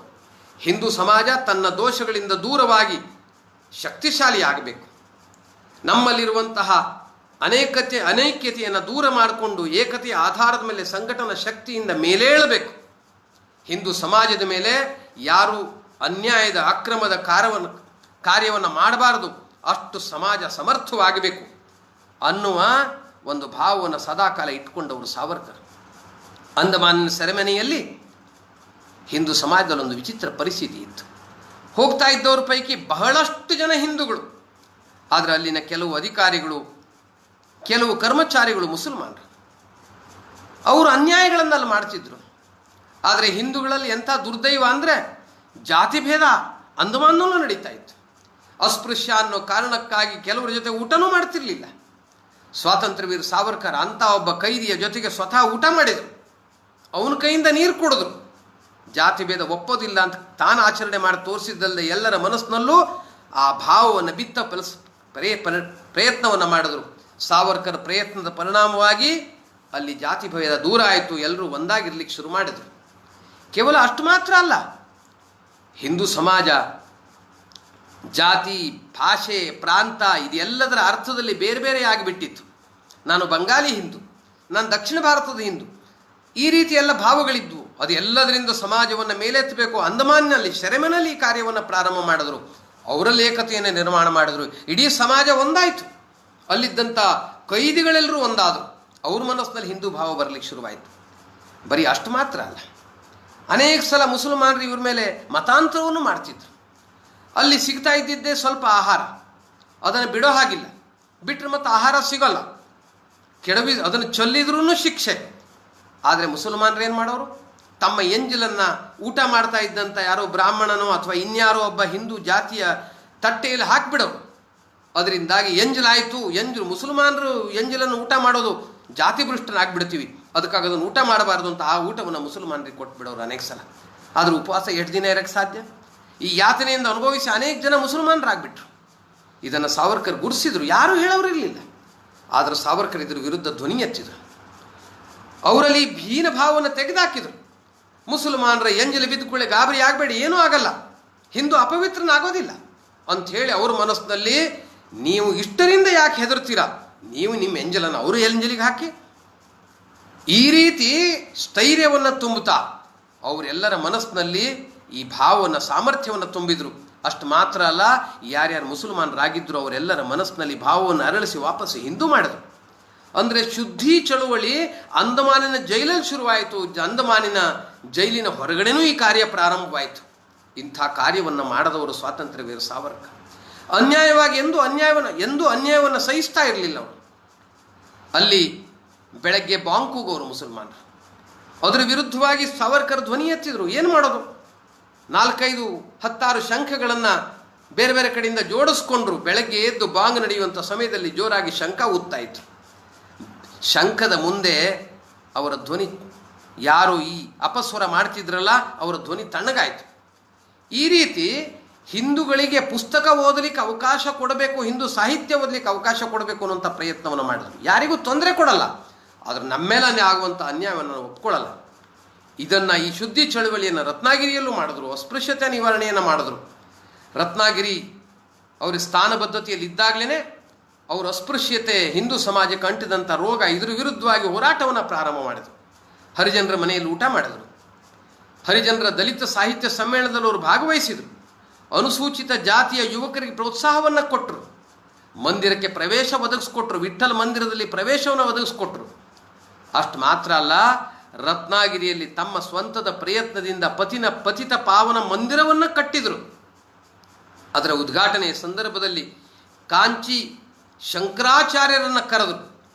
ಅವರ ಸಮ್ಮುಖದಲ್ಲಿ ಇಬ್ಬರು ಹಿಂದೂ ಸೋದರಿಯರು ಸ್ವಾಮೀಜಿಗಳ ಎದುರುಗಡೆನೆ ಅತ್ಯಂತ ಶುದ್ಧವಾಗಿ, ಉತ್ಕೃಷ್ಟವಾಗಿ ತಮ್ಮ ಭಾವನೆಗಳನ್ನು ವ್ಯಕ್ತಪಡಿಸುವಂಥ ಗೀತೆಯನ್ನು ಹಾಡಿದರು. ಅದನ್ನು ಬರ್ಕೊಟ್ಟಿದ್ದು ಸಾವರ್ಕರ್. ಮಲಾ ದೇವಾಚಿ ದರ್ಶನ್ ಘೇವುದ್ಯಾ, ಡೋಳೆ ಭರೂನ್ ದೇವಾಸ್ ಮಲಾ ಪಾಹುದ್ಯಾ. ನನಗೆ ದೇವರ ದರ್ಶನ ಮಾಡೋದಕ್ಕೆ ಅವಕಾಶ ಮಾಡಿಕೊಡಿ, ನನ್ನ ಕಣ್ಣು ತುಂಬಿ ದೇವರನ್ನು ನೋಡೋದಕ್ಕೆ ಅವಕಾಶ ಮಾಡಿಕೊಡಿ ಅನ್ನುವಂಥ ಹಾಡನ್ನು ಹೇಳ್ತಾ ಭಾವನೆಯನ್ನು ಅರಳಿಸುವಂಥ ಪ್ರಯತ್ನ ಮಾಡಿದರು. 5,000 ಸೇರಿದ್ದಂಥ ಸಭೆಯಲ್ಲಿ ಆ ಪತಿನ ಪಾವನ ಮಂದಿರದ ಮೂರ್ತಿ ಪ್ರತಿಷ್ಠಾಪನೆಗೆ ವಿರೋಧ ಮಾಡಿದಂಥ ಬ್ರಾಹ್ಮಣರೆಲ್ಲರೂ ಇವರ ಮಾತನ್ನು ಕೇಳಿ ಇವರಿಗೆ ಸ್ವೀಕೃತಿಯನ್ನು ಕೊಟ್ಟರು, ಸಹಕಾರವನ್ನು ಕೊಟ್ಟರು. ಹೀಗೆ ಅನುಸೂಚಿತ ಜಾತಿಯವರಿಗೂ ಮಂದಿರ ಪ್ರವೇಶ ಕೊಡಬೇಕು, ಅವರಿಗೂ ಸನ್ಮಾನ ಸಿಗಬೇಕು. ಹಿಂದೂ ಸಮಾಜದಲ್ಲಿ ಹುಟ್ಟಿದಂಥ ಯಾವುದೇ ಒಬ್ಬ ವ್ಯಕ್ತಿ ಜಾತಿಯ ಕಾರಣದಿಂದ ಮೇಲು ಕೀಳು ಆಗಬಾರದು. ಸಮಾನ ಸನ್ಮಾನ ಎಲ್ಲರಿಗೂ ಸಿಗಬೇಕು. ಒಂದರ್ಥದಲ್ಲಿ ಇವತ್ತು ನಾವೇನು ಎಲ್ಲ ಹಿಂದೂ ಬಂಧು, ಹಿಂದೂ ಒಂದು ಅಂತ ಹೇಳ್ತೀವೋ, ನಾವೆಲ್ಲ ಹಿಂದೂ, ನಾವೆಲ್ಲ ಬಂಧು, ನಾವೆಲ್ಲ ಒಂದು ಅಂತ ಹೇಳ್ತೀವೋ, ಈ ಕಾರ್ಯವನ್ನು ಸ್ವಾತಂತ್ರ್ಯ ವೀರ ಸಾವರ್ಕರ್ 24-25ನೇ ಇಸ್ವಿನಲ್ಲೇ 1924-25ನೇ ಇಸ್ವಿನಲ್ಲೇ ಪ್ರಾರಂಭ ಮಾಡಿದರು. ನಾಸಿಕದ ಕಾಳಾರಾಮ್ ಮಂದಿರಕ್ಕೆ ಬಾಬಾ ಸಾಹೇಬ್ ಸಾವರ್ಕರ್ ಅವರು ಪ್ರವೇಶ ಮಾಡಲಿಕ್ಕೆ ಹೊರಟಾಗ ಅವರಿಗೆ ಬೆಂಬಲ ಕೊಟ್ಟವರು ಸಾವರ್ಕರ್ ಅವರು, ಬಾಬಾ ಸಾಹೇಬ್ ಅಂಬೇಡ್ಕರ್ ಅವರಿಗೆ ಬೆಂಬಲ ಕೊಟ್ಟವರು. ಇಂಥ ಕಾರ್ಯವನ್ನು ಅವರು ಮಾಡಿದ್ರು. ಹಿಂದೂ ಸಮಾಜ ಈ ದೋಷದಿಂದ ಮುಕ್ತ ಆಗಬೇಕು ಅಂತ ಪ್ರಯತ್ನ ಪಟ್ಟರು. ಬರೀ ಅಷ್ಟು ಮಾತ್ರ ಅಲ್ಲ, ಶುದ್ಧಿ ಚಳವಳಿಯನ್ನು ಎಲ್ಲ ಕಡೆ ಮಾಡ್ತಾನೆ ಹೋದರು. ಅನೇಕ ಜನರನ್ನು ವಾಪಸ್ ತಂದರು ಆಗಿನ ಕಾಲದಲ್ಲಿ. ಅಷ್ಟು ಮಾತ್ರ ಅಲ್ಲ, ಈ ಕಾರ್ಯ ಮಾಡ್ತದ್ದು ಪ್ರೋತ್ಸಾಹವನ್ನು ಕೊಟ್ಟರು. ಇಡೀ ದೇಶದಲ್ಲಿ ಹಿಂದೂ ಮಹಾಸಭೆಯನ್ನು ಪ್ರಾರಂಭ ಮಾಡಿದ್ರು.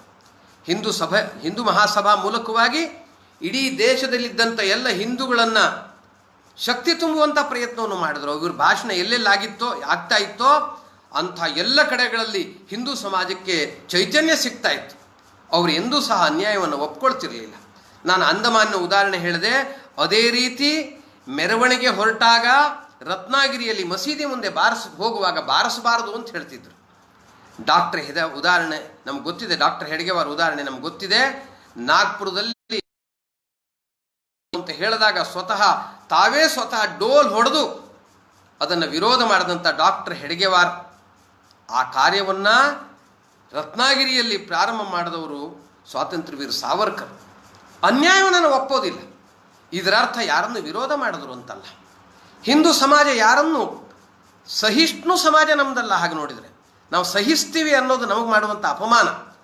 ನಾವು ದೇವನನ್ನು ತಲುಪಲಿಕ್ಕೆ ಅನೇಕ ಮಾರ್ಗ ಇದೆ ಅಂತ ಅಂದ್ಕೊಂಡವರು, ಎಲ್ಲರಿಗೂ ಸಹ ಅನೇಕ ರೀತಿಯಿಂದ ದೇವರನ್ನು ಅರ್ಜಿಸಲಿಕ್ಕೆ ಅವಕಾಶ ಇದೆ ಅಂತ ನಂಬಿದವರು, ಅದನ್ನು ಪ್ರತ್ಯಕ್ಷ ಜೀವನದಲ್ಲಿ ಆಚರಣೆ ಮಾಡ್ತಾ ಹಿಂದುತ್ವವನ್ನು ಜೀವನದ ಆಚರಣೆಯಲ್ಲಿ ತಂದವರು ಹಿಂದೂ ಸಮಾಜದ ರಕ್ಷಕರು ಅಂತಂದರೆ ಸ್ವಾತಂತ್ರ್ಯ ವೀರ ಸಾವರ್ಕರ್. ಇದವರ ಒಂದು ಕೃತಿತ್ವ. ಮೂರನೇ ಭಾಗಕ್ಕೆ ಬರ್ತೀನಿ. ಅದು ಅಂದರೆ ನಮಗೆ ಅವರಿಂದ ಸಂದೇಶ ಏನು, ಇವತ್ತು ನಾವು ಮಾಡಬೇಕಾದಂಥ ಕಾರ್ಯ ಏನು, ನಾವು ಯಾವ ರೀತಿಯಿಂದ ಅವರಿಂದ ಪ್ರೇರಿತರಾಗಬೇಕು, ಯಾವ ರೀತಿ ಅವರಿಗೆ ಶ್ರದ್ಧಾಂಜಲಿಯನ್ನು ಸಲ್ಲಿಸಬೇಕು ಅಂತ ಯೋಚನೆ ಮಾಡಬೇಕು. ಮೊದಲನೇದಾಗಿ, ಇವತ್ತು ನಮ್ಮ ಸಮಾಜದಲ್ಲಿ ಅನೇಕ ಜನರಿಗೆ ನಮ್ಮ ಸರಿಯಾದಂಥ ಇತಿಹಾಸ ಗೊತ್ತಿಲ್ಲ. ವಿದೇಶೀಯತೆಗೆ ಮಾರು ಹೋಗ್ಬಿಟ್ಟಿದ್ವಿ ನಾವು. ಅದರ ಪರಿಣಾಮವಾಗಿ ಇವತ್ತಿನ ಪೀಳಿಗೆಗೆ ಭಾರತದ ಬಗ್ಗೆ ಶ್ರದ್ಧೆಯನ್ನು, ನಂಬಿಕೆಯನ್ನು, ಭಾರತದ ಬಗ್ಗೆ ಸ್ವಾಭಿಮಾನವನ್ನು ನಿರ್ಮಾಣ ಮಾಡಬೇಕಾಗಿದೆ. ಜ್ಞಾನ ವಿಜ್ಞಾನದ ಕ್ಷೇತ್ರದಲ್ಲಿ ಭಾರತ ಹಿಂದಿರಲಿಲ್ಲ, ಮುಂದಿತ್ತು ಅನ್ನೋ ಸಂಗತಿಯನ್ನು ಯುವಕರಿಗೆ ತಿಳಿಸ್ಕೊಡ್ಬೇಕು. ಭಾರತದ ಸ್ವಾತಂತ್ರ್ಯ ಹೋರಾಟ ಅದು ಪರಾಧೀನತದೆಲ್ಲ, ಲಕ್ಷಾಂತರ ಜನ ಬಲಿದಾನದಿಂದ ನಮಗೆ ಸ್ವಾತಂತ್ರ್ಯ ಬಂದಿದೆ ಅನ್ನೋದನ್ನು ಜನರಿಗೆ ತೋರಿಸ್ಕೊಡ್ಬೇಕು. ಸ್ವಾತಂತ್ರ್ಯ ತಂದುಕೊಟ್ಟವರು ಕೇವಲ ನೆಹರೂಜಿ, ಗಾಂಧೀಜಿ ಇವರು ಮಾತ್ರ ಅಲ್ಲ. ಸ್ವಾತಂತ್ರ್ಯ ವೀರ ಸಾವರ್ಕರ್, ಭಗತ್ ಸಿಂಗ್, ಮದನ್ ಲಾಲ್ ಧಿಂಗ್ರಾ, ರಾಜ್ಗುರು, ಸುಖದೇವ್, ಚಂದ್ರಶೇಖರ್ ಆಜಾದ್, ಲಾಲ್ ಬಾಲ್ ಪಾಲ್, ವಾಸುದೇವ್ ಬಲವಂತ ಫಡ್ಕೆ, ಇದಕ್ಕಿಂತ ಮೊದಲು ಶಿವಾಜಿ, ರಾಣಾ ಪ್ರತಾಪ್ 2,000-2,500 ವರ್ಷಗಳ ನಿರಂತರ ಸಂಘರ್ಷದ ಪರಿಣಾಮವಾಗಿ ಸ್ವಾತಂತ್ರ್ಯವನ್ನು ಗಳಿಸಿದ್ದೀವಿ. ಅನೇಕ ಜನರ ಬಲಿದಾನ ಆಗಿದೆ, ನಿರಂತರ ಹೋರಾಟವನ್ನು ಮಾಡಿದ್ದೀವಿ. ಲಕ್ಷಾಂತರ ಜನರ ರಕ್ತ ತರ್ಪಣವಾಗಿ ಪರಾಕ್ರಮದಿಂದ ನಾವು ಸ್ವಾತಂತ್ರ್ಯವನ್ನು ಗಳಿಸಿದ್ದೀವಿ. ಈ ಸ್ವಾತಂತ್ರ್ಯವನ್ನು ಉಳಿಸ್ಕೊಳ್ಬೇಕಾದ ನಮ್ಮ ಕರ್ತವ್ಯ. ಅದಕ್ಕಾಗಿ ನಾವು ಸ್ವಾತಂತ್ರ್ಯ ವೀರ ಸಾವರ್ಕರ್ ಹೇಳ್ತಿದ್ರು. ಏನು ಹೇಳ್ತಿದ್ರು? ಕೂದಲನ್ನು ಬಾಚಿಕೊಂಡು ಶೃಂಗಾರ ಮಾಡಲಿಕ್ಕೆ ಹೊರಟಂಥ ಕೈಗಳಲ್ಲಿ ಆ ಹಣಿಗೆಯನ್ನು ಹಿಡ್ಕೊಂಡು ಶೃಂಗಾರ ಮಾಡಿಕೊಂಡು ಹೊರಟಂತಹ ಯುವಕರ ಕೈಯಲ್ಲಿ ಬಂದೂಕು ಬರಬೇಕು, ಪಿಸ್ತೂಲ್ ಬರಬೇಕು. ಕೇವಲ ಪ್ರೇಮ ಗೀತೆ ಬರೆಯುವಂಥ ಕೈಗಳಲ್ಲಿ, ಲೇಖನಿಗಳಲ್ಲಿ ರಾಷ್ಟ್ರಭಕ್ತಿಯ ನಿನಾದ ಹೊಮ್ಮಬೇಕು ಅಂತ ಹೇಳ್ತಿದ್ರು. ಆ ರೀತಿ ಇವತ್ತು ಭಾರತದ ಯುವಕರಲ್ಲಿ ಭಾರತದ ಬಗ್ಗೆ ಭಕ್ತಿ ನಿರ್ಮಾಣವಾಗಬೇಕು. ಭಾರತಕ್ಕಾಗಿ ಬದುಕುವ ಸಂಕಲ್ಪ ಅವರ ಮನಸ್ಸಿನಲ್ಲಿ ಬರಬೇಕು. ಅದಾಗಬೇಕು ಅಂತಾದರೆ ನಮ್ಮ ಇತಿಹಾಸ, ನಮ್ಮ ಪರಂಪರೆ, ನಮ್ಮ ಸಂಸ್ಕೃತಿ ಇದೆಲ್ಲದರ ಪರಿಚಯ ನಮ್ಮ ಮುಂದಿನ ಪೀಳಿಗೆಗಾಗಬೇಕು, ಇಂದಿನ ಪೀಳಿಗೆಗಾಗಬೇಕು. ಈ ಕಾರ್ಯವನ್ನು ನಾವು ಮಾಡಬೇಕಾಗಿದೆ. ಇದು ಮೊದಲನೇದಾಗಿ ಸ್ವಾತಂತ್ರ್ಯ ವೀರ ಸಾವರ್ಕರ್ ಅವರು ನಮಗೆ ನೀಡಿರುವಂಥ ಪ್ರೇರಣೆ ಅಂತ ನನಗೆ ಅನಿಸುತ್ತೆ. ಎರಡನೇದಾಗಿ, ಆತ್ಮನಿರ್ಭರ ಭಾರತಕ್ಕೂ ನಮ್ಮದೊಂದು ಕರ್ತವ್ಯ ಇದೆ. ನಮ್ಮ ಜೀವನದಲ್ಲಿ ಸ್ವದೇಶಿ ಆಚರಣೆ ಮಾಡಬೇಕು. ಇವತ್ತು ಸ್ವಾತಂತ್ರ್ಯ ವೀರ ಸಾವರ್ಕರ್ ಜನ್ಮದಿನದ ದಿವಸ ಜಮಖಂಡಿಯ ಸಾವರ್ಕರ್ ಪ್ರತಿಷ್ಠಾನ ಸ್ವದೇಶಿ ಆಚರಣೆಗೆ ಸ್ಟಿಕ್ಕರನ್ನು ಹಂಚಿದೆ. ಭಾಳ ಒಳ್ಳೆ ಕೆಲಸ ಮಾಡಿದೆ. ಪ್ರತಿ ವರ್ಷ ಅವರು ಸ್ವಾತಂತ್ರ್ಯ ದಿನಾಚರಣೆಯನ್ನು ಆಚರಣೆ ಮಾಡ್ತಾರೆ, ಸಾವರ್ಕರ್ ದಿನಾಚರಣೆಯನ್ನು ಆಚರಣೆ ಮಾಡ್ತಾರೆ. ನಾವು ನಮ್ಮ ಜೀವನದಲ್ಲಿ ಸ್ವದೇಶಿ ವ್ರತವನ್ನು ಆಚರಣೆ ಮಾಡಬೇಕು. ನಮ್ಮ ಸುತ್ತಮುತ್ತಲು ತಯಾರಾಗುವಂಥ ವಸ್ತುಗಳಿಗೆ ಮಹತ್ವವನ್ನು ಕೊಡಬೇಕು. ಕೇವಲ ಅಷ್ಟಕ್ಕೆ ಮಾತ್ರ ಸೀಮಿತವಾಗದೆ ನಮ್ಮ ಬುದ್ಧಿಶಕ್ತಿಯನ್ನು, ನಮ್ಮ ಸಂಪನ್ಮೂಲವನ್ನು ಉಪಯೋಗಿಸ್ಕೊಂಡು ನಾವು ಸ್ವದೇಶಿ ವಸ್ತುಗಳನ್ನು ತಯಾರು ಮಾಡ್ಬೋದಾ? ಸುತ್ತಮುತ್ತಲ ಸಂಪನ್ಮೂಲಗಳ ಮುಖಾಂತರವಾಗಿ ಭಾರತದ ಸುತ್ತಮುತ್ತಲ ಜನತೆಗೆ ಅನುಕೂಲವಾಗುವ ರೀತಿಯಲ್ಲಿ, ಭಾರತದ ಅರ್ಥತಂತ್ರದ ಆಧಾರದ ಮೇಲೆ, ಭಾರತದ ಮೂಲ ನಂಬಿಕೆಗಳ ಆಧಾರದ ಮೇಲೆ ಪ್ರಕೃತಿಗೆ ಅನುಕೂಲವಾಗುವಂಥ, ಸಾಮಾನ್ಯ ಜನರಿಗೆ ನೌಕರಿಯನ್ನು ಕೊಡುವಂಥ ಉದ್ಯೋಗವನ್ನು ನಾನು ಪ್ರಾರಂಭ ಮಾಡ್ತೀನಿ ಅಂತ ಸಾಮರ್ಥ್ಯ ಇರುವಂಥ ಯುವಕರು ಮುಂದೆ ಬರಬೇಕು. ಮೇಕ್ ಇನ್ ಇಂಡಿಯಾ ಮಾತ್ರ ಅಲ್ಲ, ಮೇಕ್ ಫಾರ್ ಇಂಡಿಯಾ ಇದು ಭಾರತದಲ್ಲಿ ನಿರ್ಮಾಣ ಆಗಬೇಕು. ಅಂಥ ಸ್ವಾಭಿಮಾನದ ಬದುಕು ನಮ್ಮದಾಗಬೇಕು. ಮತ್ತು ಇದಾಗಬೇಕು ಅಂತಾದರೆ ನಮ್ಮೆಲ್ಲರ ಬುದ್ಧಿಶಕ್ತಿ ಆತ್ಮನಿರ್ಭರ ಭಾರತಕ್ಕಾಗಿ ಉಪಯೋಗ ಆಗಬೇಕು. ನಮ್ಮ ಮನಸ್ಸುಗಳು ಈ ಒಂದು ಕಾರ್ಯ ನಮ್ಮದು ಅಂತ ಅಂದ್ಕೊಳ್ಳಬೇಕು. ನಮ್ಮ ಹೃದಯ ನಮ್ಮತನವನ್ನು ಸ್ವೀಕಾರ ಮಾಡ್ತಾ ಈ ರೀತಿ ಮಾಡುವ ರಾಷ್ಟ್ರಭಕ್ತರೆಲ್ಲರೂ ನಮ್ಮವರು ಅನ್ನುವ ಭಾವ ಎಲ್ಲರಲ್ಲೂ ಬರಬೇಕು. ಇದಾಗುವಂತಹ ಕಾರ್ಯವನ್ನು ನಾವೆಲ್ಲರೂ ಮಾಡೋಣ.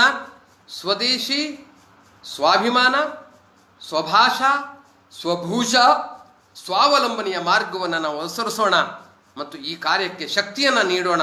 ಇದು ಎರಡನೇದಾಗಿ ಸ್ವಾತಂತ್ರ್ಯ ವೀರ ಸಾವರ್ಕರ್ ನೀಡುವ ಪ್ರೇರಣೆ. ಮೂರನೇದಾಗಿ ಇದೆಲ್ಲದಕ್ಕೂ ಪ್ರೇರಕವಾಗಿ ನಿಲ್ಲೋದು ಹಿಂದುತ್ವ, ಭಾರತದ ಅಂತರಾತ್ಮ. ಹಿಂದುತ್ವ ಇಲ್ಲದೆ ಭಾರತ ಉಳಿಯಕ್ಕೆ ಸಾಧ್ಯ ಇಲ್ಲ. ಹಿಂದೂ ಅಂದರೆ ಯಾರು ಅನ್ನೋದರ ಉಲ್ಲೇಖ ಆಗಿದೆ. ಜಾತಿಯ ಉಲ್ಲೇಖ ಹಿಂದೂ ಜಾತಿನೂ ಅಲ್ಲ, ಅದೊಂದು ಪೂಜಾ ಪದ್ಧತಿನೂ ಅಲ್ಲ, ಅದು ಭಾರತದ ಜೀವನ ವಿಧಾನ. ಸ್ವಾತಂತ್ರ್ಯವೀರ ಸಾವರ್ಕರ್ ಹೇಳದಂತೆ ಈ ಭೂಮಿಯನ್ನು ತಂದೆ ಭೂಮಿ, ಪುಣ್ಯ ಭೂಮಿ ಅಂತ ಅಂದ್ಕೊಂಡು ಇದರ ಜೊತೆಗೆ ನಿಷ್ಠೆಯನ್ನು ಯಾರು ಇಟ್ಕೊಳ್ತಾರೋ ಅವರೆಲ್ಲ ಹಿಂದೂಗಳು. ಈ ರೀತಿ ಈ ಹಿಂದೂ ಅಭಿಮಾನ ಎಲ್ಲರಲ್ಲೂ ಬರಬೇಕು. ಆ ಒಂದು ಆಚರಣೆ ನಮ್ಮದು ಆಗಬೇಕು.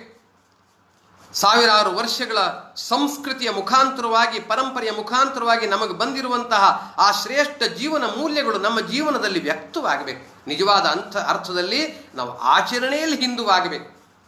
ಜಾತಿ, ಭಾಷೆ, ಪ್ರಾಂತ, ಪಂಗಡಗಳ ಭೇದ ಮಾಡದೆ ಈ ನನ್ನ ತಾಯಿ ಭಾರತ, ಭಾರತದಲ್ಲಿರೋರೆಲ್ಲ ಹಿಂದೂಗಳು, ಅಣ್ಣ ತಮ್ಮಂದರು ಎಲ್ಲರೂ ಒಂದು ಅನ್ನೋ ಭಾವ ನಮ್ಮಲ್ಲಿ ಬರಬೇಕು. ಬಡವರು, ದೀನದಲಿತರು, ಕಷ್ಟದಲ್ಲಿದ್ದವರು ಜಾತಿ ಭೇದವನ್ನು ಮಾಡದೆ ದುಃಖದಲ್ಲಿ ಪೀಡಿತರಾದಂಥ ಎಲ್ಲ ಹಿಂದೂಗಳ ಸಹಾಯಕ್ಕೆ ನಾವು ಮುಂದೆ ಬರಬೇಕು. ಎಲ್ಲರನ್ನ ಮೇಲೆತ್ತಬೇಕು. ಪರಸ್ಪರ ಟೀಕೆ ಮಾಡೋದಲ್ಲ, ಒಂದು ಜಾತಿಯನ್ನು ಇನ್ನೊಂದು ಜಾತಿ ಹಳಿಯೋದಲ್ಲ, ರಾಜಕಾರಣ ಮಾಡೋದಲ್ಲ. ಅದರ ಬದಲಾಗಿ ಒಟ್ಟು ಹಿಂದೂ ಸಮಾಜದ ಹಿತ, ರಾಷ್ಟ್ರದ ಹಿತ, ಇದಕ್ಕಾಗಿ ನಾನು ಯೋಚನೆ ಮಾಡ್ತೀನಿ ಅನ್ನುವಂತಹ ಪ್ರತ್ಯಕ್ಷ ಜೀವನದ ಆಚರಣೆ ನಮ್ಮಲ್ಲಿ ಬರಬೇಕು.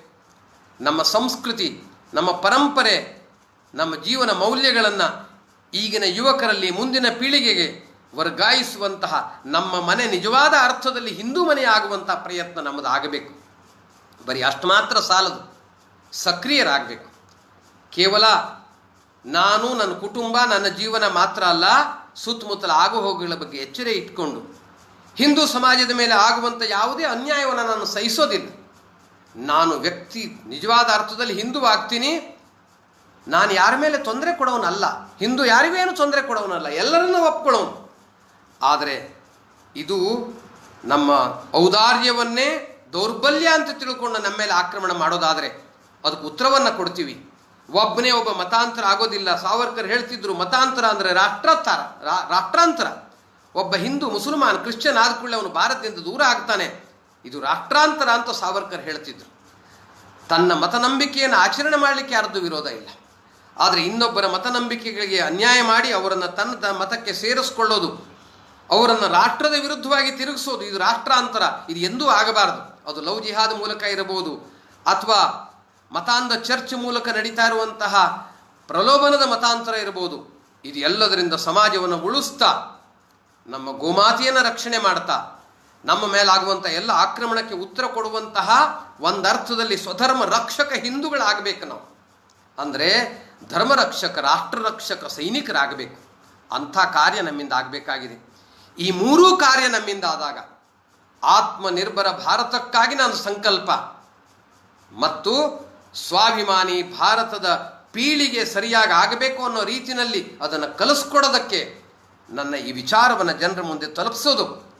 ಸ್ವತಃ ನಾನು ಹಿಂದುವಾಗಿ ಬದುಕ್ತೀನಿ, ಅಷ್ಟು ಮಾತ್ರ ಅಲ್ಲ, ಹಿಂದೂ ಸಮಾಜದ ಹಿತಕ್ಕಾಗಿ, ಹಿಂದೂ ಸಮಾಜದ ರಕ್ಷಣೆಗಾಗಿ ನನ್ನ ಜೀವನವನ್ನು ಮುಡುಪಾಗಿಡ್ತೀನಿ ಅನ್ನುವಂಥ ಸಂಕಲ್ಪವನ್ನು ಮಾಡಬೇಕು. ಕೊನೆಯದಾಗಿ ಸ್ವಾತಂತ್ರ್ಯ ವೀರ ಸಾವರ್ಕರ್ 2 ಗೀತೆಗಳು ಬಹಳ ಪ್ರಸಿದ್ಧವಾಗಿದೆ. ಸಂಕಟ ಕಾಲದಲ್ಲಿ ಅವರ ತಂದೆ, ಅವರ ಅಣ್ಣ ಅರೆಸ್ಟ್ ಆಗಿದ್ದರು, ಅಂಡಮಾನಿನ ಸೆರೆಮನೆಯಲ್ಲಿ ನೂಕಲ್ಪಟ್ಟಿದ್ದರು, ತಮ್ಮನೂ ಬಂಧನಕ್ಕೊಳಗಾಗಿದ್ದರು, ಮನೆಯ ಆಸ್ತಿಪಾಸ್ತಿ ಜಪ್ತಾಗಿತ್ತು.